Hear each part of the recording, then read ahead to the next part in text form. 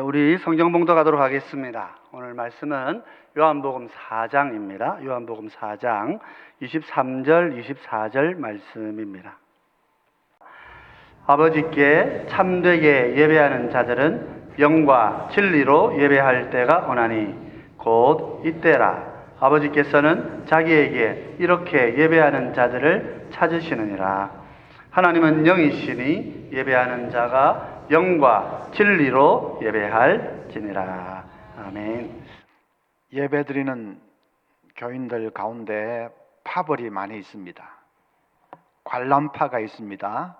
목사가 얼마나 잘하는지 보자 하고 구경하듯이 관람하듯이 팔짱은 안 꼈지만은 거의 그런 비슷한 자세로 예배를 드리는 관람파가 있습니다.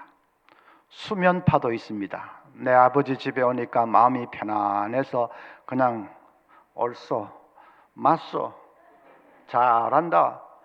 어떤 사람 뒤로 막 넘어갑니다.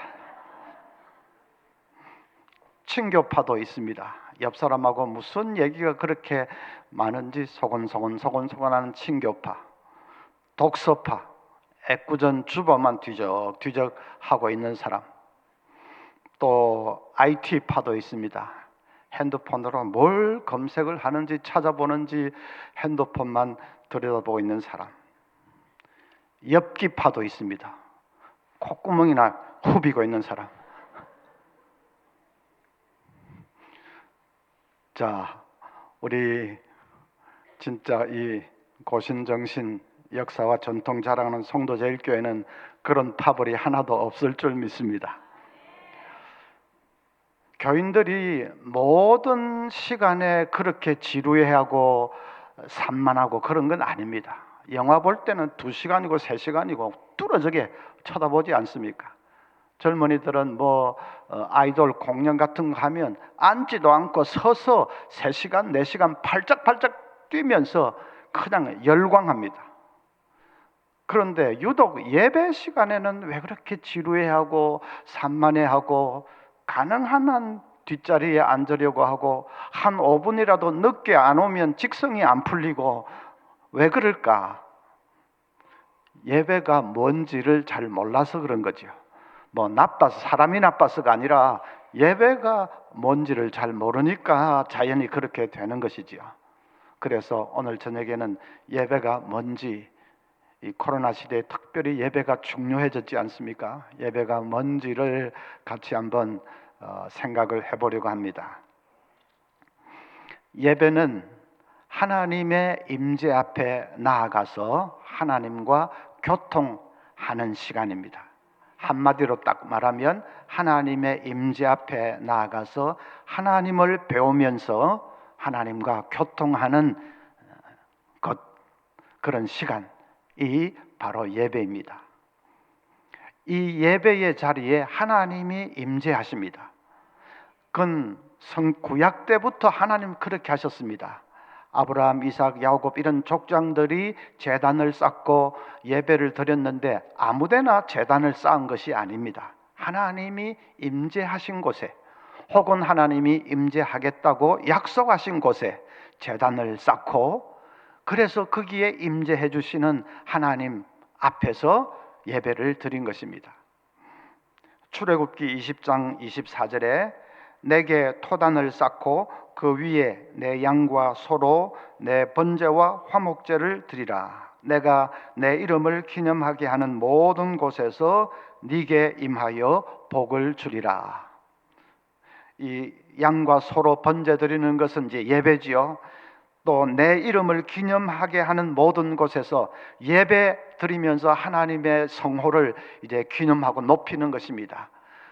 그런 곳에서 뭐라고 했습니까? 네게 임하여 복을 주리라 그렇게 말씀했습니다. 하나님이 임하시겠다고 했습니다. 하나님이 그 약속을 지키시지요. 그래서 예배의 자리에 하나님이 임하십니다. 하나님의 임재라고 하지요. 하나님이 임재해 주십니다. 광야를 이 이스라엘 백성들이 통과하면서 성막에서 예배를 드리는데 그 성막에 하나님이 임재하셨지 않습니까? 어떨 때는 하늘에서 구약 시대니까 하늘에서 음성이 들리기도 하고, 어떨 때는 하나님이 임재하시는 표로 그 영광의 구름이 완전히 성막을 덮기도 하고, 어떨 때는 또 하늘에서 불이 떨어져서 제물을 사르기도 했습니다. 잘못된 제사를 드릴 때는 하늘에서 불이 떨어져서 그냥 사람을 그냥 삼켜버리기도 했습니다. 하나님이 그 예배 자리에 임재하셨습니다. 솔로몬이 성전을 완공하고 나서 성전 봉헌 예배를 드리는데 그 자리에도 하나님이 가득한 구름으로 임재하셨습니다. 역대하 5장 14절에 제사장들이 그 구름으로 말미암아 능히 서서 섬기지 못하였으니 이는 여호와의 영광이 하나님의 전에 가득함이었더라. 제사장이 서서 이제 그 봉헌 예배를 인도를 하려고 하는데 하나님이 임재하시는 그 표로 영광의 구름이 그 자리에 가득하니까 제사장이 너무너무 영광스럽기도 하고 두렵기도 하고, 그래서 예배를 제대로 인도를 못했다는 말입니다. 하나님이 구약시대에는 예배의 자리에 그렇게 바로 눈으로 볼 수 있도록, 또 때로는 귀로 들을 수 있도록 하나님이 바로 그 자리에 임재하셨습니다. 이제 신약시대에 넘어오면 하나님이 그렇게 바로 눈으로 가시적으로 임재하시지는 않습니다. 이제는 성경도 완성되고 성령께서도 오시고 했기 때문에 그렇게 눈에 보이게 임재하시지는 않고 예배의 자리에 하나님이 영으로 임재하십니다. 영으로 임재하십니다. 마태복음 18장 20절에 두세 사람이 내 이름으로 모인 곳에는 나도 그들 중에 있느니라. 두세 사람이 내 이름으로 모인 곳에 내가 있다. 두세 사람이 예수님의 이름으로 뭘 하기 위해서 모입니까? 예배. 사치기 사법보 그거 하기 위해서 모이는 것이 아니고 예배 드리기 위해서 모이는 것이죠. 나도 그들 중에 있느니라. 임재하신다 말씀하셨죠. 영으로 하나님이 이 예배의 자리에 임재하십니다. 우리가 생각하기에는 구약시대처럼 막 눈으로 볼 수 있게 구름으로나 소리가 들리고 그렇게 임재하시면 더 좋겠는데 왜 신약시대에 영으로 임재하는 것은 좀 못한 것이 아닌가? 그게 아닙니다. 구약시대에 가시적으로 하나님 임재하시는 것은 장소에 한계가 있죠. 예루살렘 성전에만, 거기서 예배드릴 때 거기에만 임재하셨습니다. 신약시대에 이제 영으로 임재하는 것은 장소에 어떤 한계가 없이 어디든지 두세 사람이 모여서 하나님의 이름을 높이며 예배드리는 그곳에는 하나님의 영이 어디든지 임재하십니다. 그러니까 구속사에 있어서 발전된 거지, 우리 신약시대에 하나님이 영으로 임재하시는 것이 훨씬 더 영광스럽고 훨씬 더 놀랍고 복된 것입니다. 유명한 20세기 최대의 이 강해 설교자라고 하는 영국의 마틴 로이드 존스 목사님이 길을 가다가 한 젊은 집사와 마주쳤습니다. 그 젊은 집사는 예수 믿기 전에 귀신이 들려서 막 발광을 하고 했던 적이 있습니다. 그런데 이제 귀신 들려서 막 그리 발광을 하면 교회 집사님들이 막 가서 여러 명 달라붙어 가지고 그 억지로 끌고 와서 이 교회 예배 드리는 거기 딱 데려다 놓으면 언제 그랬느냐는 듯이 막 쥐 죽은 듯이 순한 양처럼 꼼짝도 못하고 가만히 있습니다. 그 예배 다 끝나고 이제 밖에 나가면 또 막 발광을 하고, 그래서 집사님들이 계속 예배 끌고 와서 참석을 시키고 기도하고 해서 귀신 떠나가고 그분이 이제 낫고, 그리고 예수를 믿어서 이제 집사까지 됐습니다. 그 사람을 길에서 딱 마주쳤는데 목사님이 옛날 생각이 나서 그래서 궁금해서 물어봤습니다. 집사님, 예수 믿기 전에 귀신 들려가지고 막 어려움을 당했던 적이 있는데 그때 우리 집사님들이 집사님을 막 이렇게 끌고 오다시피 해서 여기 예배 드리는데 앉혀놓고 그랬지 않습니까? 집사님, 그때 제일 처음에 이 끌려와서 이 자리에 딱 들어왔을 때 느낌이 어땠습니까? 귀신 들린 사람이 이런 자리에 오면 어떤 느낌을 갖는지 그게 궁금해서 그렇게 물어봤습니다. 그랬더니 그 젊은 집사가 그때 일이 생각이라도 나는 듯이 몸을 부르르 떨면서 아이고 목사님 말도 마십시오. 제가 사람들에 끌려서 딱 예배당에 들어서는데 뭔가 설명할 수 없는 무슨 힘이 저를 꽉 누르는 것을 느꼈습니다. 자기 막 목덜미를 누르듯이 무슨 설명할 수 없는 힘이 자기를 꽉 누르더랍니다. 그러니까 여기만 오면 막 순한 양처럼 꼼짝도 못하고 있었던 모양이죠. 그러면서 와, 뭐 정말 그게 뭔지 여러분 꼼짝도 못하도록 꽉 그 악령 들린 사람 꽉 누르는 그게 뭐겠습니까? 성령의 권능이겠죠. 예배의 자리에 하나님의 영이 임재하고 있으니까 성령께서 그 사람 그렇게 하신 것이죠. 귀신이 뭐 꼼짝도 못하도록 이 자리에 하나님께서 임재하십니다. 우리 눈으로는 안 보이지만 영으로 하나님이 임재하십니다. 그래서 그 영으로 임재하시는 하나님 앞에 우리가 나와서 이제 믿음으로 이 하나님을 바라보면서 하나님과 교통하는 시간이 바로 예배입니다. 어떤 어린아이가 주일 예배 다 드리고 뭐 공부도 하고 밤에 이제 집에서 자는 취침 기도를 하면서 이렇게 기도했습니다. 하나님, 오늘 교회 가서 예배 드리면서 참 좋은 시간을 가졌어요. 하나님도 거기 계셨더라면 좋았을 텐데. 아이가 참 얼마나 순진합니까? 또 아이가 잘 모르니까 하나님도 거기 계셨더라면 참 좋았을 텐데. 하나님이 그 자리에 계시기 때문에 참 좋은 건데 이제 아이는 그걸 모르니까 그런 건데 예배의 자리에 하나님이 영으로 임재하십니다.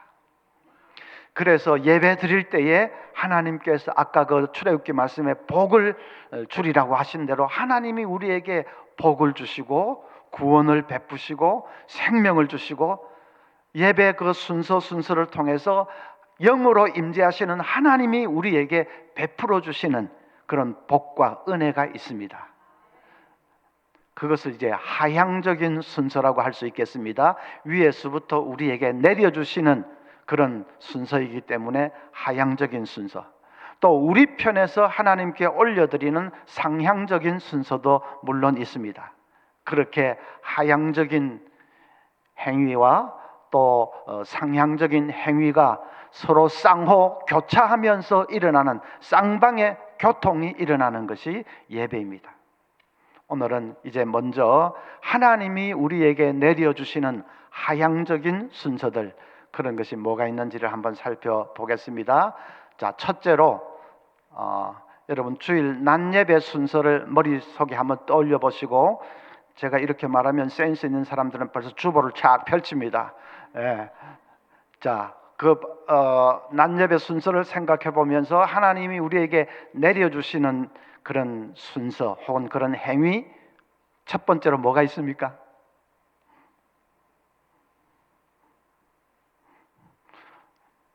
힌트를 줘도 잘 모르면서 주보도 안 보는 사람은 뭐지요? 예? 말씀을 제일 처음 순서. 예.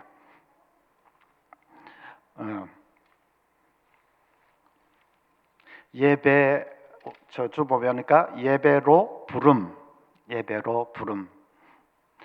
영어로는 call to worship입니다. 그래서 예배로의 부름, 예배의 부름, 혹은 모든 순서를 네 글자로 통일을 시킨다면 예배 부름, 그렇게 할 수 있습니다. 예배로 우리를 불러주신다, 그 순서지요. 누가 부르는 겁니까? 하나님께서. 예배를 받으시는 그 대상, 예배의 주인은 하나님이고 하나님이 영으로 이 자리에 임재하고 계시니까 하나님께서 이제 우리를 예배의 자리로 불러주시는 것입니다. 그게 예배 부름 시간입니다. 여러분, 그 예배 부름은 목사님이 처음에 성경 구절 낭독하는 그 순서지요. 예, 그게 예배 부름인데 그게 얼마나 참 감사하고 영광스러운 순간인지 모릅니다. 왜냐하면 구약시대 사람들은 하나님 앞에 함부로 나갈 수가 없었습니다. 죄인이 어떻게 거룩하신 하나님 앞에 나갑니까? 구약시대는 사람이 하나님의 얼굴을 보면 그 자리에서 죽었습니다. 하나님 앞에 나갈 수가 없습니다. 하나님이 임재해 계시는 성소 안에 있는 지성소에는 대제사장 한 사람만이 갈 수 있습니다. 대제사장도 아무 때나 들락날락 하는 것도 아니고 1년에 딱 한 번 대속죄일, 그때만 짐승의 피를 가지고 백성들의 죄를 속함받기 위해서 그때 들어갈 수 있었습니다. 한 번만. 지성소에 들어가는 대제사장의 복장이 조금 독특합니다. 이 옷술에다가 방울을 달았습니다. 그건 대제사장이 성소를 지나서 휘장을 통과해서 지성소로 들어가면 이제 밖에 있는 백성들은 대제사장의 모습을 더 이상 볼 수 없습니다. 그러면 백성들은 조마조마하게 대제사장이 하나님 앞에 나아갔는데 죽지 않고 살아서 돌아올 수 있을까 조마조마하게 기다립니다. 물론 대제사장은 하나님이 하라고 하신 그 예법을 따라서 제사를 지내는 것이기 때문에 죽지 않고 돌아오지요. 그래도 하여튼 구약시대는 그만큼 인간이, 죄 있는 인간이 하나님 앞에 나간다는 것은 생각을 할 수 없는 일이었습니다. 그런데 지성소 안에서 방울 소리가 딸랑딸랑 나면 밖에 있는 백성들이 대제사장이 죽지 않고 지금 하나님 앞에 그 제사를, 우리 죄를 속하는 그걸 하고 있구나 하고 안도를 할 수 있었습니다. 그래서 내가 하나님 앞에 나왔지만은 살아 있습니다 하는 사인을 보내기 위해서 옷술에다가 방울을 달고 들어갔습니다. 성경에는 나오지 않지만은 어떤 다른 전통 기록들을 보면 후대에는 대제사장이 지성소로 들어갈 때에 발목에 밧줄을 걸고 들어갔다는 기록도 있습니다. 지성소 안에서 심장마비라도 일어나서 대제사장이 쓰러지면 어떻게 합니까? 사람들이 우르르 들어가서 끄집어낼 수 없는 겁니다. 그러니까 그런 어떤 이머전시가 발생할 때 밖에서 밧줄을 당겨서 끌어내려고 발목에 밧줄을 걸고 들어가기도 했습니다. 그만큼 하나님 임재 앞에 나갈 수가 없었습니다, 죄인들이. 그런데 여러분 아시듯이 예수님이 십자가 위에서 운명하실 때 무슨 일이 일어났습니까? 지성소를 가로막고 있던 휘장이 찢어졌지요. 어떻게 찢어졌습니까? 위에서부터 아래로. 그것은 하나님의 손이 찢었다는 뜻입니다. 사람이 찢으면 아래에서부터 위로 찢어지겠죠. 사다리 타고 올라가서 찢는 것도 아닌데 사람이 찢으면 아래에서부터 찢어야 되지. 찢을 수밖에 없지요. 그런데 위에서부터 찢어졌다는 것은 하나님의 손이 그걸 찢으신 것입니다. 예수님이 우리 죄를 다 짊어지고 십자가에서 죽으셨기 때문에 이제는 그것을 믿는 사람은 누구든지 하나님의 임재 앞에 나올 수 있다 하는 것을 하나님께서 보여주시고 웅변적으로 그렇게 가시적으로 보여주신 것이 휘장을 그냥 하나님이 찢어주신 것입니다. 그래서 우리가 그 은혜를 힘입어서 이제 주일마다 이 하나님 임재하신 곳 앞으로 나아올 수 있게 되었습니다. 그거를 표현하는 시간이 예배로 부름, 그 시간입니다. 예배로 부름은 하는 분은 목사님이 하십니다. 목사님이 성경 구절을 낭독합니다. 그런데 그 성경 구절은 아무 데나 찾아가 좀 은혜롭다 싶으면 아무 구절이나 찾아서 낭독하는 것이 아니라 우리를 불러주시는 내용의 말씀들이 성경에 많습니다. 특별히 시편에도 있고 많이 있습니다. 그 구절 중에서 한 구절을 택해서 이제 목사님이 낭독을 하는데, 낭독하는 것은 목사지만은 그 배후에서 우리를 지금 불러주고 계신 분은 하나님이십니다. 하나님께서 얘들아 너희들 이제 다 와서 예배 드려라 그렇게 하는 것이 아니라 하나님 당신의 말씀으로, 말씀 가운데 우리를 불러주실 말씀들 많이 있으니까 하나님께서 당신의 말씀을 우리에게 들려주시면서 우리를 불러주시는 것입니다. 그래서 예배 부름할 때는 눈을 감지 마십시오. 그건 기도가 아닙니다. 기도가 아니고 우리를 불러주시는 하나님의 그 지금 음성이 생생하게 들려오는 시간이니까 눈을 바로 뜨고 앞을 바라보면서 예배 부름을 하고 계시는 목사님, 성경을 읽고 계시는 목사님 바라보면서, 그러나 사실은 목사를 바라보는 것도 아니죠. 그 배후에서 우리를 불러주시는 하나님을 바라보면서 그냥 눈을 똑바로 뜨십시오. 그리고 아멘, 아멘, 감사합니다. 그렇게 예배 부름에 응하셔야 됩니다. 제일 먼저 하나님이 우리에게 내려주시는 순서는 그렇게 우리를 불러주시는 것입니다. 자, 그 다음에 또 하나님이 해주시는 순서 뭐가 있겠습니까? 아까 막 뭐라고 말하던데, 그 다음에는 말씀 이제 순서가 있는데, 말씀에는 두 가지가 있지요. 성경 봉독과 설교 두 가지가 있습니다. 먼저 성경 봉독. 하나님께서 당신의 말씀을 우리에게 주시는 시간입니다. 성경 봉독을 설교의 전주곡 정도로 생각하면서 별로 중요하게 여기지 않는 사람들이 많습니다. 오늘 설교 어디서 합니다 하는 거 알려주는 정도로 좀 가볍게 생각하는 사람도 있는데 그게 아닙니다. 성경 봉독은 진짜 하나님의 말씀을 가감없이 엑기스 같은 말씀을 하나님께서 우리에게 주시는 시간입니다. 하나님이 당신의 말씀을 그대로 주시는 시간이지요. 얼마나 참 감격스러운 그 생명의 말씀이고 진리의 말씀, 하나님의 말씀인데 그걸 우리가 받는 시간, 얼마나 감격스러운 시간인지 모릅니다. 초대교회 때는 성경 봉독을 3번 했습니다. 한 번은 구약에서 봉독을 하고 또 두 번째는 신약의 서신서에서 봉독을 하고 세 번째는 신약의 복음서에서 봉독을 했습니다. 세 번째 복음서에서 봉독할 때는 교인들이 다 일어서서 말씀을 받았습니다. 그래서 우리가 예배 시간에 일어서는 순서가 자주 있지요. 시작할 때도 일어서고 뭐 이래 하는데 그건 교회 형편에 따라서 하면 됩니다. 하면 되는데 만약에 예배 시간 중에 딱 한 번만 일어서야 한다면 저는 말씀 받을 때, 성경 봉독할 때 일어서는 것이 맞다고 생각합니다. 근데 뭐 여러 번 일어서면 뭐 또 말씀 봉독할 때 일어서도 되는 것이고 한데 뭐 이래 사정상 한 번만 일어서야 한다면 성경 봉독할 때 일어서는 것이 맞습니다. 그 초대교회 때는 아직 인쇄술이 발명이 안 됐기 때문에, 인쇄술은 1234년 구텐베르크 그때 발명이 됐죠. 그 다음부터 책을 막 대량으로 찍어낸 거고, 그 전까지는 책을 만들면 일일이 베껴 써서 필사를 하고, 파피루스나 양피지, 그런데 일일이 필사를 베껴 쓰는 것이기 때문에 책이 너무 귀했습니다. 집집마다 성경책이 없었습니다. 하나님의 말씀을 읽고 싶어도 읽을 수도 없었습니다. 하나님의 말씀을 들을 수 있는 유일한 시간은 예배 시간에 목사가 성경을 봉독하는 그 시간이었습니다.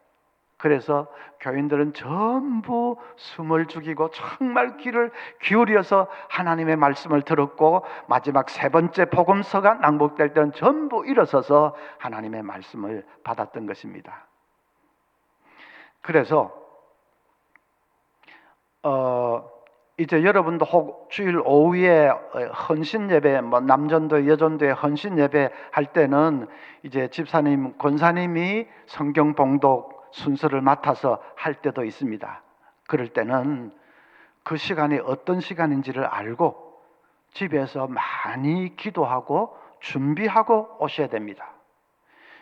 대표 기도를 맡겨 놓으면 막 그냥 떨리기도 하고 하니까 준비를 많이 하고, 어떤 분은 다 적어서 와서 하기도 하고, 그렇게 하면서 성경 봉독 순서 맡으면 뭐 한글로 된 거 그건 뭐 내가 못 읽으랴, 거의 한 번도 읽어보지도 않고 오는 분도 있습니다. 그러다가 막 읽다가 틀리기도 하고, 어떤 사람은 한 줄을 통째로 빼먹고 말이 안 되니까 막 이상 당황하고. 아무리 집에서 준비해도 인간인지라 실수할 때가 있지요. 그 실수하는 걸 나쁘다고 말하는 거 아닙니다. 그건 얼마든지 실수할 수 있습니다. 근데 그런 제가 말씀드린 요점은 그 시간이 너무나도 귀한 시간인 것을 생각을 하면서 집에서 준비를 해야 된다. 10번이고 20번이고 계속 읽으십시오. 그래서 나에게 은혜가 될 때까지 계속 읽다 보면 딱 마음에 확신이 오고 그 다음 은혜가 될 때가 있습니다. 그때까지 계속 읽으십시오. 그리고 와서 이제 성경 봉독 순서에 딱 해보십시오. 희한하게 말씀을 읽기만 하는데도 교인들이 은혜를 받습니다. 희한한 것도 아니지만 하나님의 말씀이니까 당연하죠. 어쨌든 뭐 설교 덧붙이는 것도 아니고 성경 봉독 시간이라서 딱 읽기만 하는데도 은혜가 됩니다. 그래서 성경 봉독은 사람이 지금 읽지만은 하나님께서 지금 당신의 말씀을 우리에게 주시는 시간인 것을 여러분이 아시고, 그 성경 봉독을 특별히 책임 맡은 사람은 기도하면서 준비해야 되고, 교인들은 다 사모하는 마음으로 말씀을 받아야 합니다.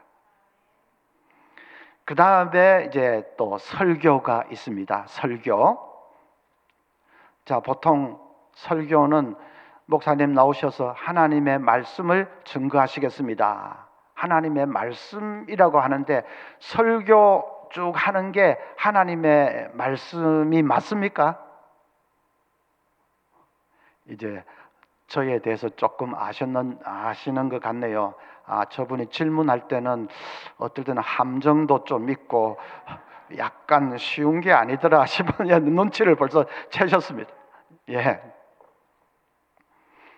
설교는 하나님께서 말씀하시는 시간입니다. 목사가 하나님이다 그런 뜻이 아닙니다. 그래 말하면 완전 이단이지요. 목사가 하나님이다 그런 말이 아니고, 하나님은 직접 나타나셔서 말씀하지 않습니다. 설교하시지 않습니다.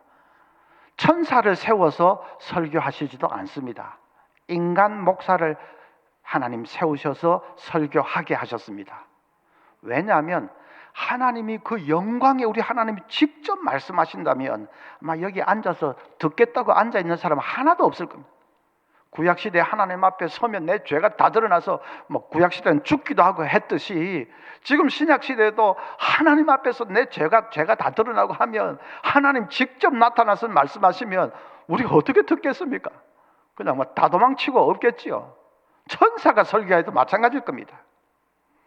하나님은 그런 것을 아시기 때문에 연약한 청중의 눈높이에 맞추어서 연약한 인간 목사를 세우시고 목사를 통해서 말씀하시기로 작정하셨습니다. 구약시대에는 선지자를 통해서 말씀하셨고, 또 신약시대에는 사도들을 통해서 말씀하셨고, 이제 이 교회 시대에는 목사를 통해서 하나님께서 말씀하십니다. 하나님이 그렇게 작정하셨고 그렇게 하시기 때문에 인간 목사가 설교하지만은 그건 하나님이 말씀하시는 것입니다. 제 말이 아니고 위대한 종교 개혁자들 칼빈이나 마르틴 루터나 다 그렇게 말했습니다. 칼빈은 목사는 하나님의 입이라고 말했습니다. 그 말은 목사가 하는 설교는 하나님께서 하시는 말씀을 대언하는 것이고 하나님이 말씀하시는 것이다, 그런 뜻이지요. 설교는 하나님에 대해서 말하는 시간이 아니라 하나님이 말씀하시는 시간입니다. 다시 말씀드립니다. 목사가 하나님이다 그런 말이 아닙니다. 그런 말이 아니고, 인간 목사를 통해서 말씀하시기로 이 교회 시대에는 하나님이 그렇게 작정하셨기 때문에 하나님께서 그걸 실행을 하시는 거지요. 목사는 그 명예 그냥 수종 들고 그냥 이 종으로서 이제 쓰임 받는 것 뿐입니다. 그래서 하나님이 말씀하시는 시간입니다. 자, 그것을 우리가 믿는다면 설교를 비판하면 안 됩니다. 잘한다, 못한다, 뭐 어쩌다 저쩌다 비판하면 그건 하나님이 잘하신다, 못하신다, 하나님 말씀이 좋다, 나쁘다, 뭐 그렇게 말하는 거 비슷합니다. 그렇지 않습니까? 설교는 하나님이 말씀하시는 시간인데 인간 목사의 입을 그냥 빌려서 하나님이 말씀하시는 시간인데 그 잘한다 못한다 하면 결과적으로는 하나님이 잘하신다 못하신다 그렇게 되는 거죠. 그래서 그렇게 하면 안 되고, 설교를 듣는 우리 교인들의 자세는 언제나 주여 말씀하소서 종이 듣겠나이다. 마리아의 고백처럼 주여 말씀하소서 종이 듣겠나이다. 그때 주여 하는 것은 물론 목사를 향해서 하는 말이 아닙니다. 하나님을 향해서. 목사의 배후에서 지금 말씀하고 계시는 하나님을 향해서 주여 말씀하소서 종이 듣겠나이다. 물론 설교할 때 뭐 마이크가 좀 좋다 나쁘다, 소리가 좀 잘 들린다 안 들린다, 그런 말이야 할 수 있겠지요. 그래서 그건 만약 부족하면 좀 더 개선을 해서 잘 전달되도록 하는, 그건 상식적인 것이고 그건 우리 인간으로서 얼마든지 해야 되는 건데, 제가 말씀드린 더 근본적으로 설교 자체가 뭐 잘한다 못한다 하고 점수를 매기고 하는 것은 하나님의 말씀을 듣는 자세는 아닙니다. 그런데 어떤 집사는 한쪽에는 10,000원짜리 넣어놓고 한쪽에는 5,000원짜리 넣어놓고, 그리고 그 교회는 아마 수전을 해서 연보를 하는 모양인데, 그렇게 한쪽에는 10,000원짜리 한쪽에는 5,000원짜리 넣어놓고 설교 들어보고 설교 들어보고 10,000원짜리 연보할지 5,000원짜리 연보할지 결정하겠다는 겁니다. 그러면 안 됩니다. 만약에 어떤 목사님이 제가 지금 하는 이런 얘기를 들으면서 그래 맞아, 그래서 목사가 굉장한 존재야, 목사가 강단에 서서 말하는 그 말하는 쪽쪽 다 하나님이 말씀하는 것이 돼버려, 그러니까 목사는 진짜 굉장한 존재야, 너희들 똑바로 알아야 돼, 그런 식으로 해서 목이 뻣뻣해지고 어깨에 힘이 들어가고 하는 목사가 없겠지만은, 만약에 그런 분이 있다면 그분은 지금 제가 하는 얘기를 하나도 이해를 하지 못한 사람입니다. 목에 힘이 들어가는 게 뭐가 힘이 들어갑니까? 두려워서 벌벌 떨면서 이 자리에 서야 합니다. 왜냐하면 한 주간 동안 내 자신이 정결치 못했고 내 자신이 참 부족하고 허물도 많은 그런 걸 내가 잘 알기 때문에, 그런데 어떻게 강단에 서서 지금 거룩하신 하나님의 말씀을 대언하는지, 하나님께서 하라고 시키셨기 때문에 하기는 하지만은 정말 하나님 앞에서 두려워서 벌벌 떨면서 서야 합니다. 사도 바울이 그랬지 않습니까? 그 고린도전서 1장에 보면 내가 너희 가운데 거할 때에 약하며 두려워하며 심히 떨었노라. 사도 바울이 그렇게 말했는데, 우리 이 목사는 더 말할 나위도, 우리 새끼 목사는 정말 더 말할 나위도 없는 거죠. 요즘은 그런 사람이 조금 이제 잘 없습니다만은 한 7, 80년만 해도 삼류부흥사, 저는 그런 분들을 삼류부흥사라고 부릅니다. 막 강단에 서서 막 쌍스러운 소리도 하고 어떨 때 막 욕도 하고 막 그러는 분이 있습니다. 옷도 확 벗어가 막 집에 던져놓고 그냥 막 자기 마음대로 해대는 사람이 있습니다. 어떨 때는 막 대낮에나 아멘 시키는데, 여러분 내가 18번 버스를 타고 여기 온 거 왔습니다, 믿습니까? 교인들이 아멘. 18번을 타고 왔든지 108번을 타고 왔든지 그게 무슨 소용입니까? 버스를 타고 왔든지 택시를 타고 왔든지 그게 무슨 상관이 있습니까?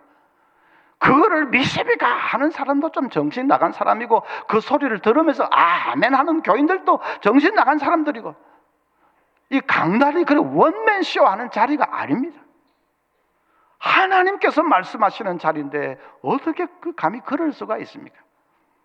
그래서 인간 목사를 통해서 말씀하신다는 그걸 가지고 목사가 내가 굉장한 존재인 것처럼 한다면 그분은 하나도 지금 이해를 못한 분이죠. 굉장한 존재가 아니라 두려워 벌벌 떨어야 됩니다. 사실 그 책임을 바로 감당하지 못하면 하나님이 더 엄한 벌을 주신다고 야고보서에, 그래서 많이 선생이 되지 말라 그렇게까지 말씀하셨지 않습니까? 자, 그래서 이 설교는 하나님에 대해서 듣는 시간이 아니라 하나님이 말씀하시는 시간이다, 그렇게 생각하고 설교 들어보고 10,000원짜리 할는지 5,000원짜리 그런 식으로 하면 안 되고, 주여 말씀하소서 종이 듣겠나이다. 자, 그 다음에 또 하나님께서 내려주시는 중요한 순서가 뭐가 있겠습니까?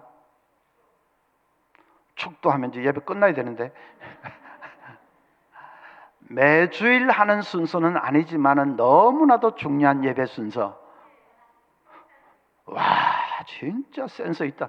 예, 성찬식, 성례지요. 성례에는 두 가지가 있는데 세례와 성찬 두 가지가 있습니다. 하나님께서 우리에게 내려주시는 순서입니다. 먼저 세례 볼까요? 세례를 하나님이 이렇게 행해 주시는 이런 순서로 생각하지 못하고 우리 사람 편에서 뭘 하는 순서로 생각하는 그런 경향이 많이 있습니다. 교회들이 옛날부터 좀 그런 식으로 잘못 생각하는 거죠. 사람 편에서 뭐 하는 것으로, 사람 편에서 이제 신구약 성경도 일독을 하고 세례반 공부도 잘 하고 잘 주일 성수도 이렇게 잘 하고 사람 편에서 잘 준비가 돼 가지고 당회에 세례 문답 통과하고 그래서 모든 교인들 앞에서 서약할 때 예 하고 그렇게 세례 받는 사람 편에서 신앙의 준비를 잘 할 때에 받을 수 있는 것, 그게 세례라고 생각을 하죠. 사람 편에서 뭘 하는 것으로 생각합니다.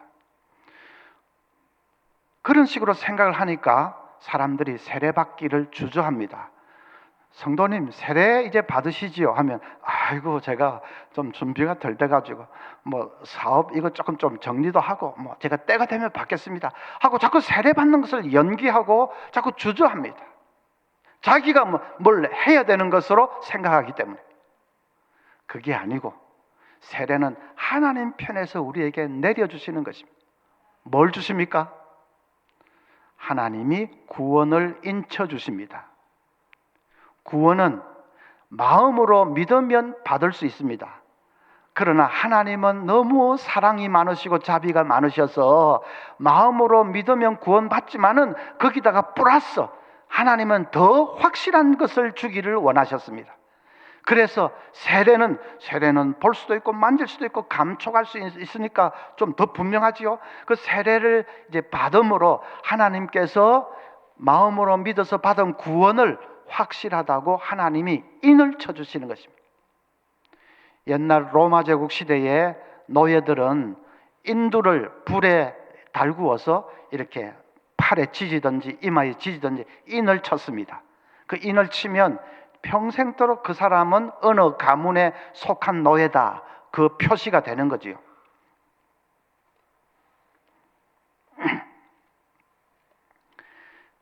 세례가 그런 것입니다. 영적으로 말하면 그런 것입니다. 하나님께서 우리가 물을 뿌려서 세례를 베풀지만은 그것은 하나님께서 구원을 인쳐주시는 것입니다. 이 사람은 나의 아들이다 하는 걸 인쳐주는 것입니다. 이 사람은 나의 딸이다 하는 것을 인쳐주시는 것입니다. 물로 세례를 베푸는 것은 목사입니다. 그러나 목사는 그냥 하나의 도구로 지금 쓰임 받을 뿐이고 그 물을 뿌리는 그 배후에서 인을 쳐주시는 분은 하나님이십니다. 그래서 세례는 하나님께서 구원을 인쳐주시고 하나님의 아들, 딸 된 것을 인쳐주시는 시간입니다. 그걸 알면 세례 받기를 연기하는 사람 아무도 없습니다. 세례 빨리 못 받아서 안달이지요. 구원을 자꾸나 천천히 받겠습니다 연기하는 사람이 있습니까? 구원이 뭔지를 아는 사람 치고 그 연기하는 사람이 있겠습니까? 없는 거 마찬가지로 구원을 이제 인쳐주시는 그 세례도 세례가 뭔지를 알면 연기할 사람 아무도 없습니다. 세례 받기 위해서 인간 편에서 뭘 해야 되는 것이 있기는 있습니다. 공부도 열심히 해야 되고 이렇게 해야 되는데 그거는 세례 받기 위한 자격 조건이 아니고 세례 받고 나서 정말 세례교인다운 삶을 살게 하기 위해서 훈련을 시키는 것입니다. 그런 것이지 세례 받기 위한 자격은 예수님을 정말로 마음으로 영접을 했느냐 아니냐 그것밖에는 없습니다. 만약에 공부를 잘하고 막 이래 시험을 치다시피 해서 패스를 해야 세례받을 수 있다면 무슨 발달 장애인이라든지 자폐아라든지 이런 친구들은 패스하기 똑같은 기준으로 적용을 하면 패스하기 어렵죠. 그래서 우리 편에서 준비도 하고 공부도 하고 이렇게 해야 되는데 그것은 이렇게 세례를 받기 위한 자격이라기보다는 세례 받고 나서 바른 성도의 삶을 살게 하기 위해서 미리 훈련을 시키는 것입니다. 세례를 받기 위한 조건은 예수님을 믿는 그 믿음밖에는 없습니다. 왜냐하면 세례는 받는 자기가 뭘 하는 것이 아니라 하나님께서 내려주시는 것이기 때문에 구원을 인쳐주시는 것이기 때문에 그것을 바로 알고 세례식을 거행을 하면 그 세례식이 너무너무 은혜스럽습니다. 제가 유학을 마치고 이제 신대원의 교수로 이제 왔는데 94년도에, 그런데 그때 저 동부산 노예 쪽에 어느 교회가 담임 목사님이 비어서 매주일 설교할 목사가 필요해서, 그래서 저를 이제 불러서 설교를 하게 했습니다. 한 1년 가까이 설교 목사로 있었습니다. 그러다가 성례식을 베푸는 주일이 다가왔기 때문에 저는 담임 목사도 아니고 하지만은 그래도 뭐 제가 저밖에 없으니까 이제 세례식을 주관을 해서 집례를 했습니다. 세례를 베풀고 다 했는데 예배 다 마치고 나니까 그때 84살 84세 되시는 권사님, 한상동 목사님 밑에서 오래 신앙생활했고 우리 교단에 완전히 막 터줏대감 비슷한 권사님 제게 다가오시더니, 목사님, 제 평생에 이렇게 은혜스러운 세례식은 처음입니다. 제가 그게 인사치레로 하는 말이 아닌 것을 알았습니다. 왜냐하면 인사치레로 은혜로웠습니다, 좋았습니다, 그런 분도 많이 있거든요. 그런데 그 권사는 그때 단순히 인사치레로 하는 것이 아니라는 것을 제가 알았습니다. 느꼈습니다. 왜냐하면 다른 교인들도 다 눈물이 글썽글썽하고, 그리고 집례하는 저 자신이 너무너무 마음이 뜨겁고 감격스러웠기 때문에 어떻게 평생을 예수님도 알지 못하고 그냥 지옥으로 끌려가던 이 사람이 정말 기적처럼 복음을 받아들이고 예수 믿어서 구원받고 오늘 하나님께서 구원을 인쳐주시는 이 자리까지 지금 와서 이렇게 세례를 받았는지, 그걸 생각하니까 세례를 베푸는 저가 그냥 눈물이 나는데, 영적으로 다 통하는데 교인들이 그걸 왜 못 느끼겠습니까? 그래서 하나님이 이렇게 구원을 인쳐주시는 그걸 바로 알고 지금 하면 세례 받는 사람도 물론이고 지켜보는 교인들도 그렇게 은혜스러울 수가 없습니다. 자, 그 다음에 또 성례 하나가 뭐라고 했죠? 정신 똑바로 차리십시오. 뭐라고 했죠? 성찬이라고 했습니다. 네, 성찬. 성찬도 자꾸 우리 편에서 뭘 하는 시간으로 생각을 합니다. 뭘 하는 시간입니까? 우리가 예수님의 십자가 고난을 더 생생하게 생각하고 기억하는 시간이라고 생각을 합니다. 예수님의 고난을 더 생생하게 떠올리는데 도움을 주는 부수물이 바로 떡이고 포도주 잔이라고 생각을 합니다. 성찬에 그런 면이 없는 것은 아닙니다. 그러나 그것이 성찬의 핵심은 아닙니다. 우리 편에서 예수님의 고난을, 이 떡을 먹으면서 잔을 마시면서 더 생생하게 이렇게 떠올리는 그것이 성찬의 그건 우리가 하는 어떤 것이지요. 우리의 멘탈 액티비티로, 우리의 정신작용이나 기억이나 이런 걸로 뭘 하는 것이 그렇게 생각을 하는데, 그런 면이 없는 것은 아니지만은 핵심은 그게 아니고 핵심은 하나님 편에서 우리에게 내려주시는 시간입니다. 뭘 주십니까? 예수님의 몸을 우리에게 주시는 시간입니다. 예수님께서 이것은 너희를 위하는 내 몸이라 하셨지 않습니까? 이것은 너희를 위해서 주는 내 피라, 주님이 분명히 그런 말씀하셨지 않습니까? 그대로 우리가 받아 먹습니다. 그래서 성찬은 하나님께서 예수님의 몸과 피를 우리에게 주시는 시간입니다. 그것을 받아 먹음으로 예수님이 내 속에 계시고 내가 예수님과 하나로 되는 이 하나 되는 연합이 더 견고해지고 더 풍성해지는 것입니다. 만약에 성찬의 주 목적이 예수님의 고난을 생생하게 기억하기 위한 것이라면 성찬은 자주 할수록 그 효과가 떨어집니다. 약발이 떨어집니다. 처음에는 그 받아 먹으면서 고난했지만 똑같은 걸 자꾸 하면 나중에는 거기에 좀 면역성이 생겨가지고 그냥 받아 먹으면서도 무덤덤해집니다. 약발이 떨어집니다. 그러니까 자주 그걸 할 필요가 있을까 의문이 드는 거죠. 그런데 예수님의 몸을 주셔서 우리가 그걸 받아 먹는 시간이고 그걸 먹음으로써 예수님과 하나 되는 것이 더 견고해지면 그건 자주 할수록 좋지요. 그래서 칼빈 같은 개혁자들이 성찬식을 자주 하라고 말한 이유가 그것입니다. 쩌잉글리식으로 하나의 상징, 고난의 상징에 불과하면 자주 할 필요가 없습니다. 자주 하면 오히려 약발이 떨어집니다. 그러나 칼빈이 가르친 대로 그것이 예수님의 몸과 피를 우리가 그대로 받아 먹는 시간이라면 자주 할수록 좋습니다. 설교가 너무 자주 한다, 예배 때마다 설교한다, 그래서 불평하는 사람이 있습니까? 생명의 말씀은 자꾸 먹어야 되는 거 아닙니까? 마찬가지로 성찬도 자주 해야 되는 것이 예수님의 몸과 피를 우리가 받아 먹는 시간이기 때문에, 그래서 예수님과 하나 되는 그게 더 확실해지기 때문에, 고난을 기억하기 위한 것이라면 떡과 잔은 잘 매치가 안 됩니다. 떡을 먹으면서 예수님의 고난, 솔직히 말해서 그게 잘 매치가 됩니까? 탁 먹으면 맛만 있는데, 단맛이 싹 도는데, 포도주 딱 마시면 어떤 사람은 옛날 추억이 찡 하고 떠오를 겁니다. 그게 고난하고 잘 매치가 됩니까? 예수님의 고난을 기억하게 하려면 떡을 줄 것이 아니라 대못을 하나씩 나눠, 대못을.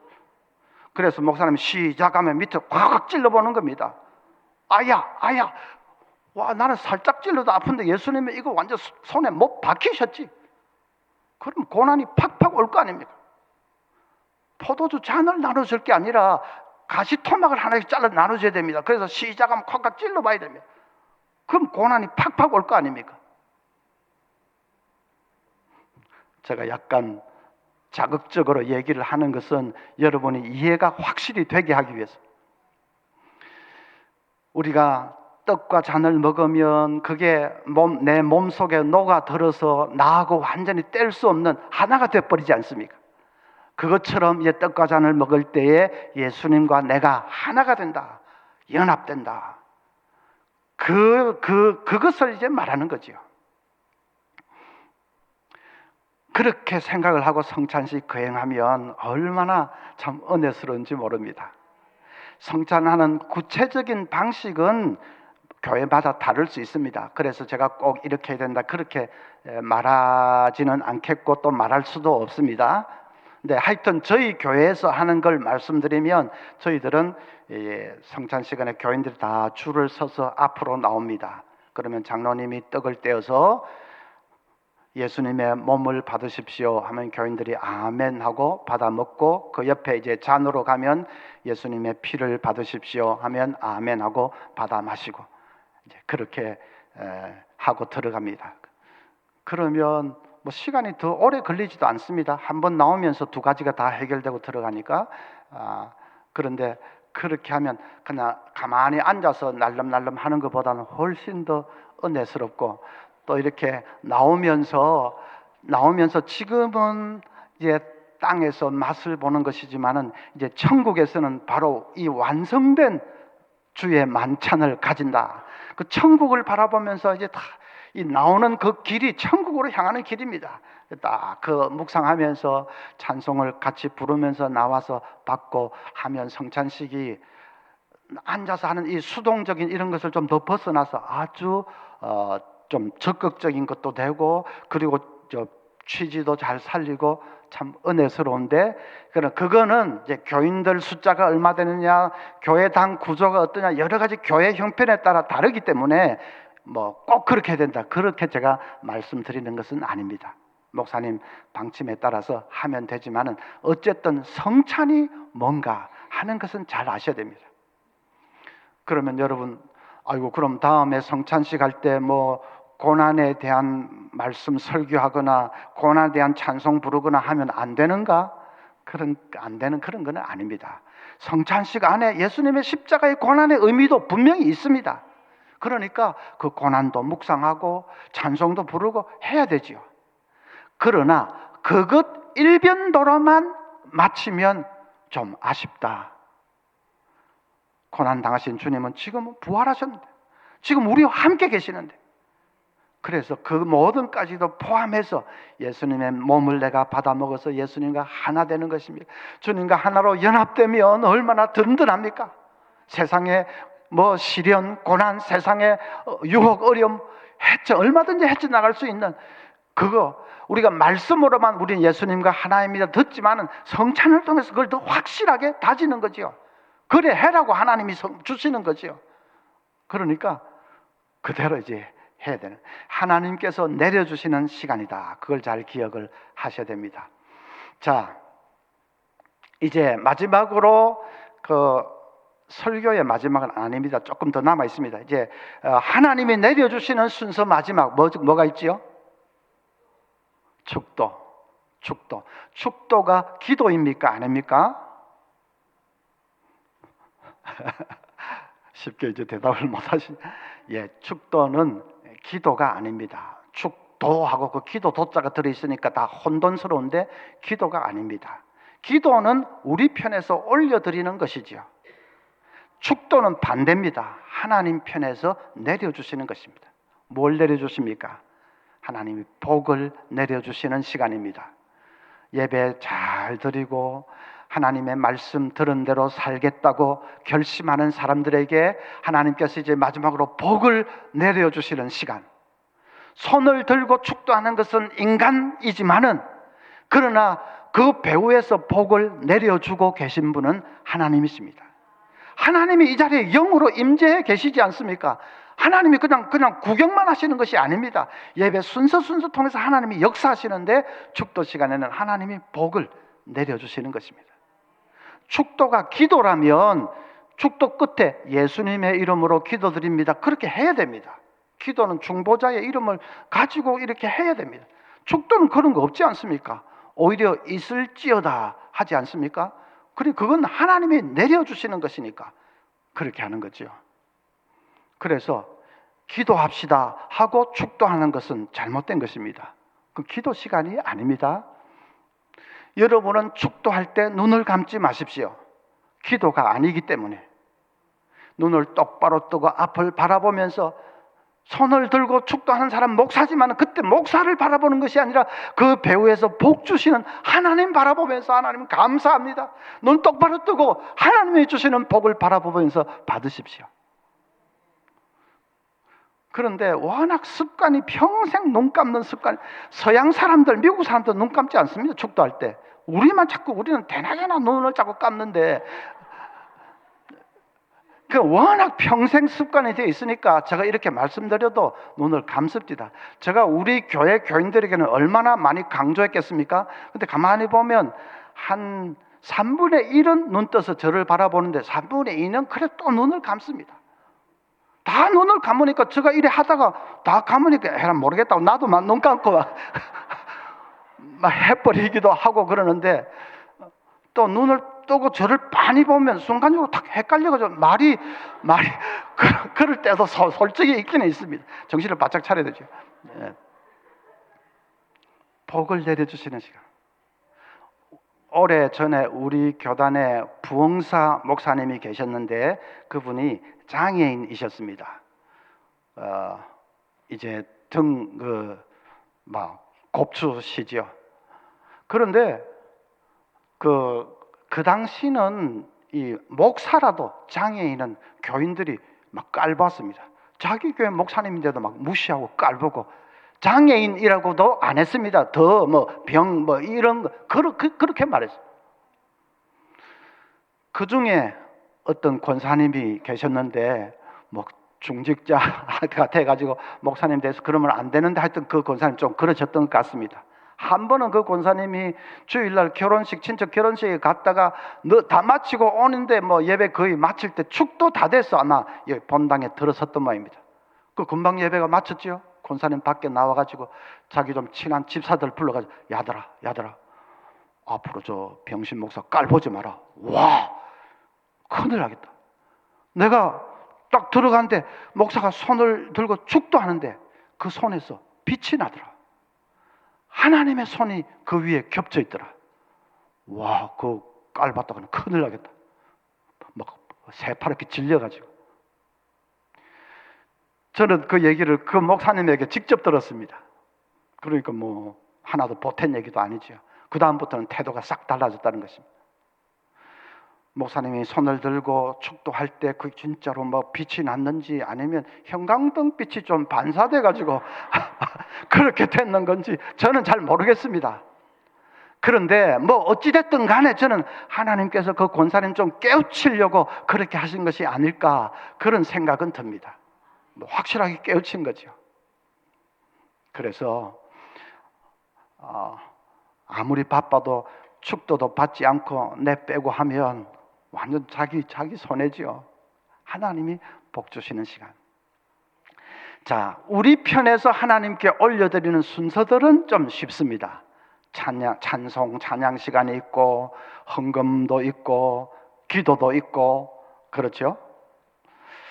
자, 그러면 예배가 하나님이 임재하셔서 우리에게 복을 내려주시고 은혜를 내려주시는 시간인 것을 알 때에 우리는 어떤 태도로 예배 드려야 될 것인가, 그걸 좀 간단하게 말씀을 드리겠습니다. 자, 첫째는 믿음으로 예배 드려야지요.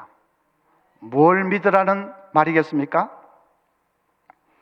이 자리에 임재해 계시는 하나님이 임재해 계신다, 하나님이 우리에게 역사해 주고 계신다 하는 것을 믿어야 되겠죠. 임재해 계시는 하나님이 우리 육안으로는 보이지 않습니다. 구약시대처럼 그렇게 육안으로 보이지는 않습니다. 그러나 영으로 분명히 임재하고 계십니다.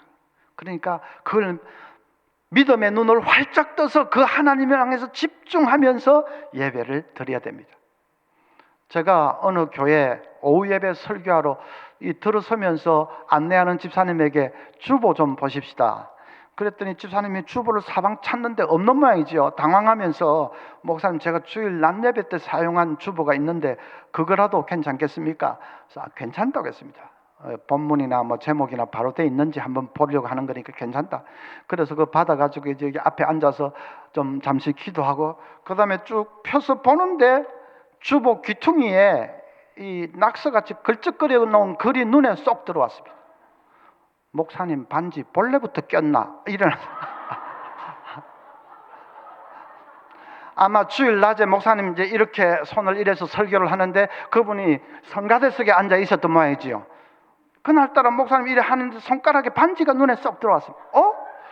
저건 못 본 건데 목사님이 가리늦게 뭐 반지를 하나 하셨나? 아니면 본래부터 끼고 다녔는데 내가 못 봤나?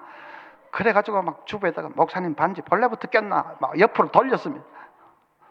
뭐 답이 어떻게 왔는지는 모르겠지만 반지가 뭐 눈에 띄는 걸 어찌 하겠습니까만은 그래도 예배 시간이 그런 시간이 아닙니다. 뭐 다른 사람들 그냥 옷차림새나 살피고 뭐 머리나 아이고 저 집사 봐라, 머리 볶아놓은 꼬라지 봐라 하고, 아이고 저거 백화점 세일하던 거 어제 토요일날 가서 샀구나, 나도 살까 말까 하다가 그렇게 옷차림이나 살피고 그런 시간이 아닙니다. 지금 임재하시는 하나님 앞에 우리가 나왔었는데 그럴 정신과 그럴 시간이 어디 있습니까? 구약 시대는 뭐 나오지도 못했다니까요. 우리도 예배 부름을 통해서 정말 이 자리에 은혜롭게 이렇게 나왔는데 그렇게 인간 바라보는 그러면 안 되지요.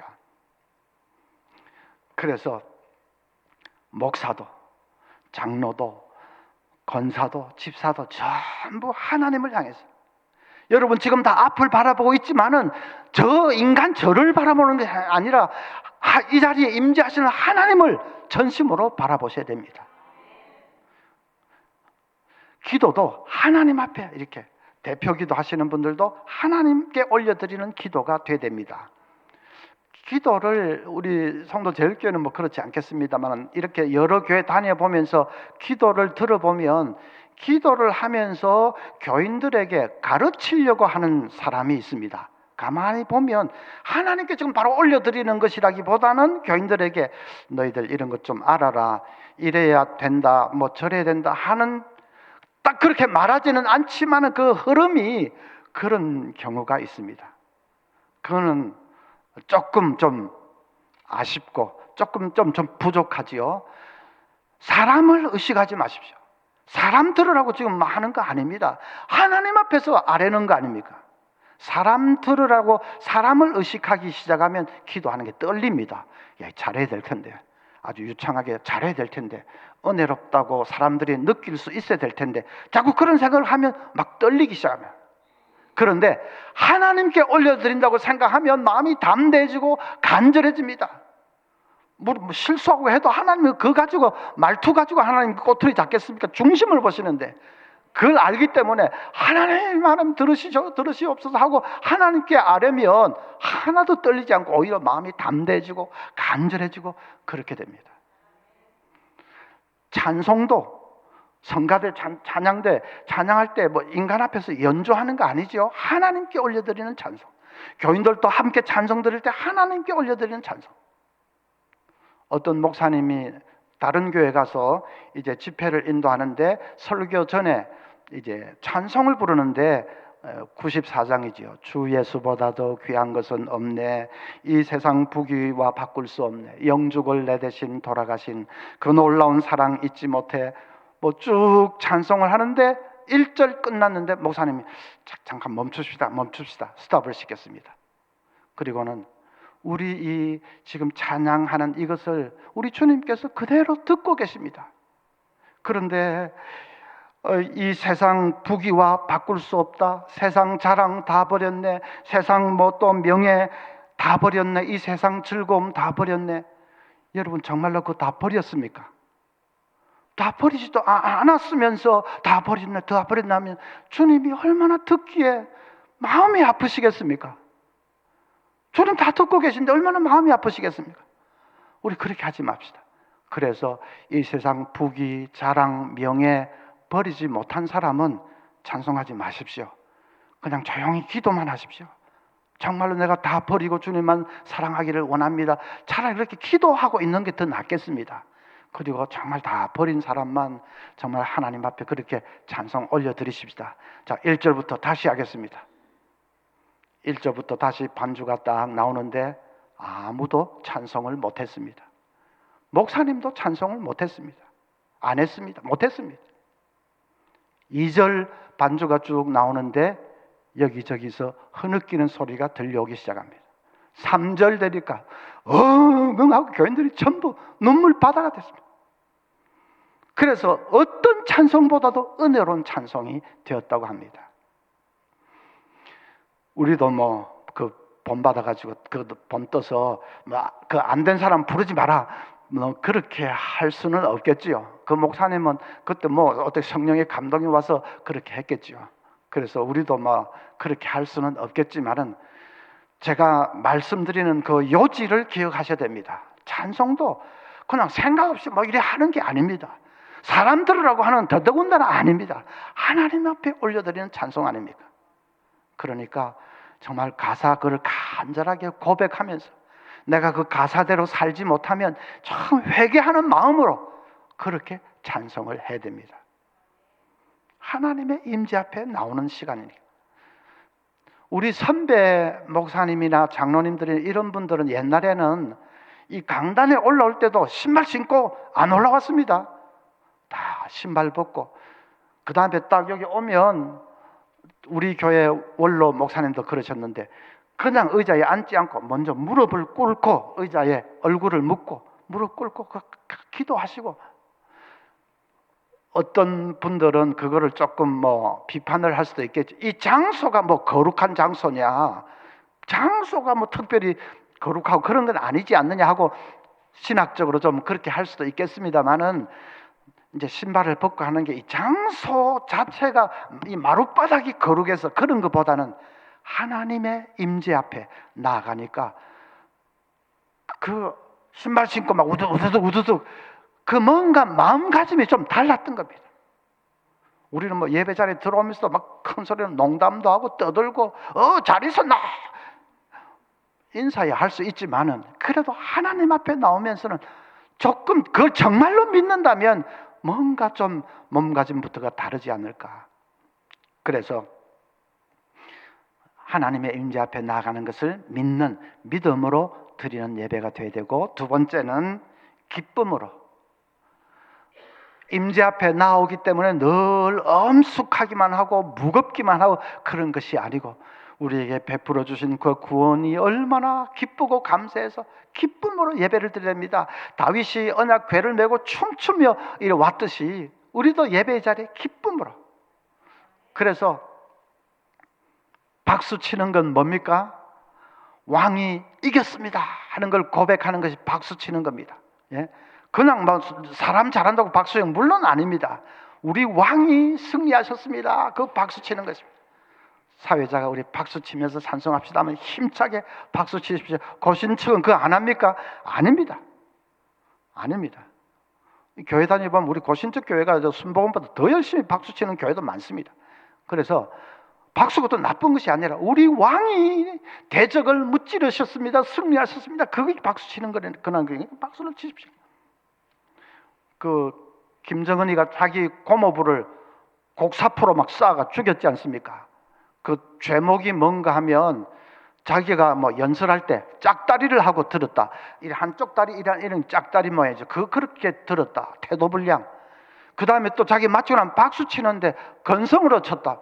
뭐 이래 했는지 그래서 쏴 죽였어.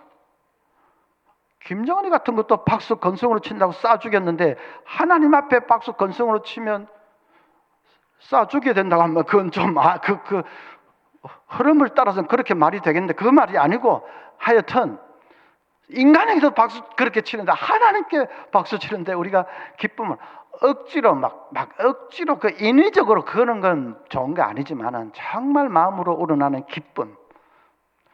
또 기도할 때 이래 부르짖는 것은 뭡니까? 그 고대에는 군신 간에 언약을 맺을 때 그 언약을 이 소매뿌리에 기록을 했습니다. 그래서 이제 신하가 왕에게 아주 뭘 간청을 할 때는 이 손을 들고 왕이여 지난날 맺은 언약을 기억하소서. 언약이 기록되어 있거든요. 언약을 기억하소서 하는 의미로 왕은 손을 들고 왕 앞에서 간청을 했습니다. 이제 우리가 하나님 앞에 부르짖어 손을 드는 건 그런 의미죠. 하나님 언약의 말씀을 기억하소서. 그리고 우리 가정의 이 문제를 하나님 도와주세요. 해결해 주세요 하고 절박할 때 손을 들려면 이렇게 하는 것은 이건 출처가 어디서 나왔는지 좀 잘 모르겠습니다. 이런 거 아니고 어부지게 이렇게 하지 말고 시부지하게 하지 말고 이왕 들려면 하나님 간절하게 이렇게 손을 들고 기도하는 거죠.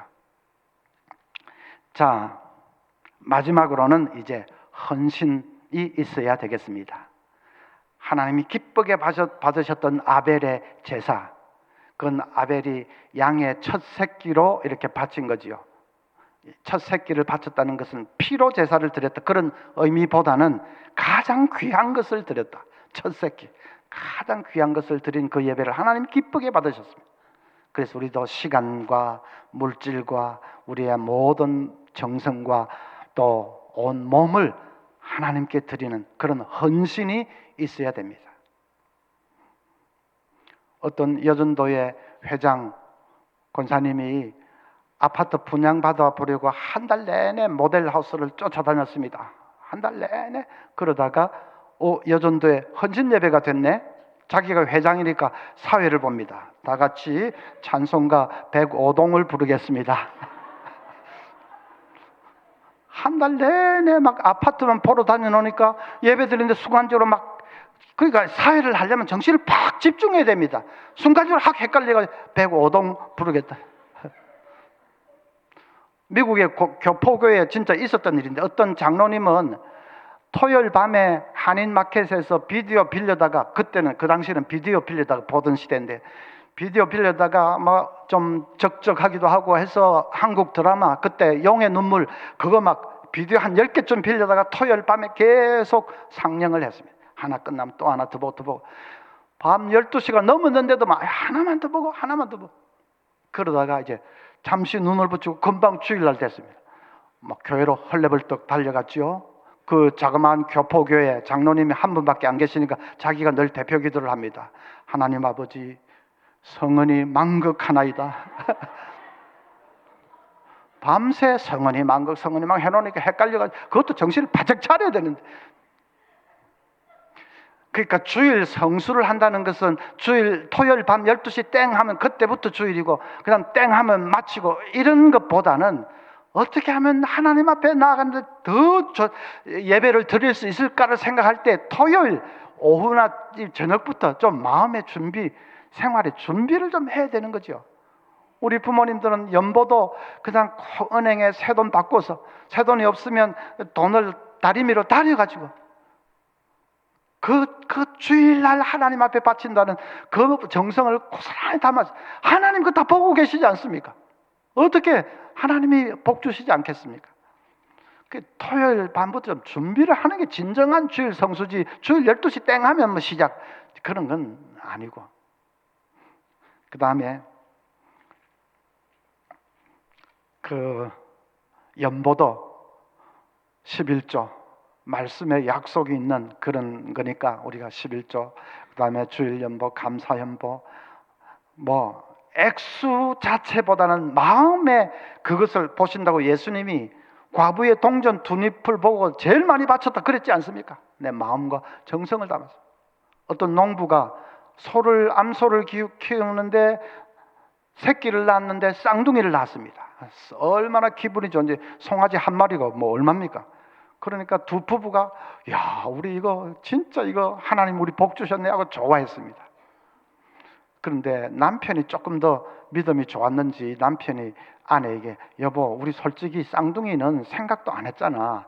그러니까 잘 키워가지고 한 마리는 교회 바칩시다. 아내도 뭐 그럽시다 했습니다. 한 달쯤 지났는데 남편이 밭에서 일을 하고 있는데 아내가 헐레벌떡 달려오더니 여보 송아지가 좀 이상해. 달려가 봤더니 막 쓰러져서 뭐가 잘못된 거품을 내다가 결국 죽어버렸어. 두 부부가 막 넋이 빠져서 망연자실해 있는데 한참 그러고 있는데 아내가 귀에 대고 속닥댑니다. 여보, 그래도 교회 바치려고 하던 것이 죽어서 조금 낫다 그자. 어느 놈을 교회 바친다고 정하지도 않았습니다. 쌍둥이인데 뭐 똑같은데. 근데 죽고 나니까 교회 바칠 거 죽었단다. 우리도 IMF다 뭐 요즘 불경기다 하면 무엇부터 절약할 생각을 하십니까? 교회 바치는 헌금부터 조금 절약해야 되겠다. 수입이 줄어들어서 11조가 줄어드는 건 그건 어쩔 수 없죠. 근데 그런 거 아니고 뭐 감사연보나 주일연보나 하여튼 연보부터 좀 줄여야 되겠다.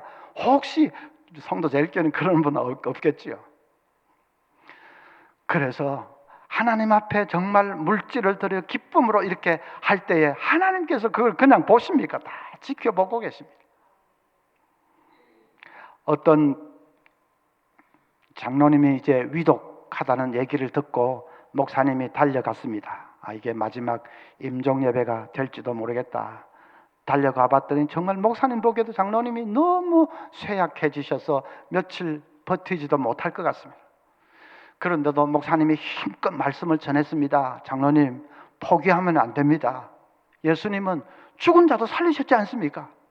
그 예수님 붙들고 장로님 꼭 그냥 기도하시고 부르짖고 살려달라고 하십시오. 포기하면 안 됩니다.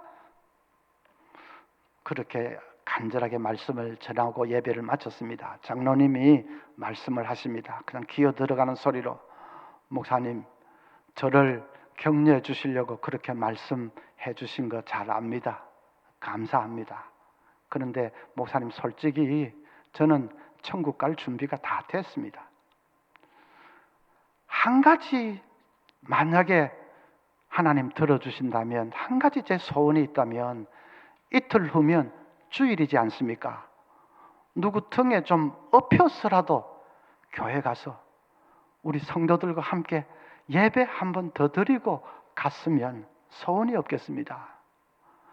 그래 말씀하시는데 목사님이 눈물이 왈칵 쏟아졌다고 합니다. 정말 마지막 되면 우리에게도 그 소원밖에는 없을 겁니다. 그때 뭐 돈 좀 더 벌었으면 좋았을 텐데 그런 생각하는 사람 누가 있겠습니까? 그때 뭐 다른 거 뭐 바라는 거 누가 있겠습니까? 하나님 앞에 나아가서 예배 한 번 드리고 평생을 같이 동고동락했던 그 사랑하는 교인들과 함께 예배 한 번 더 드리고 갔으면 그 소원밖에는 없게 됩니다. 코로나 이 끝나가는데도 계속 집에서 그냥 텔레비 앞에서 예배드리고 있는 교인들이 얼마나 참 마음이 안타까운지 모르겠습니다. 힘을 내서 아직 그런 교인들 저희 교회도 많이 있습니다. 네, 여기도 계실 줄 아는데 힘을 내서 이 앞에 나오십시오. 텔레비 앞에서 드리는 예배는 하나의 이벤트, 그야말로 좀 관람하는 거 비슷한, 물론 또 뭐 거기서 정성을 들여서 예배 드린다고 하지만은 그러나 부족합니다.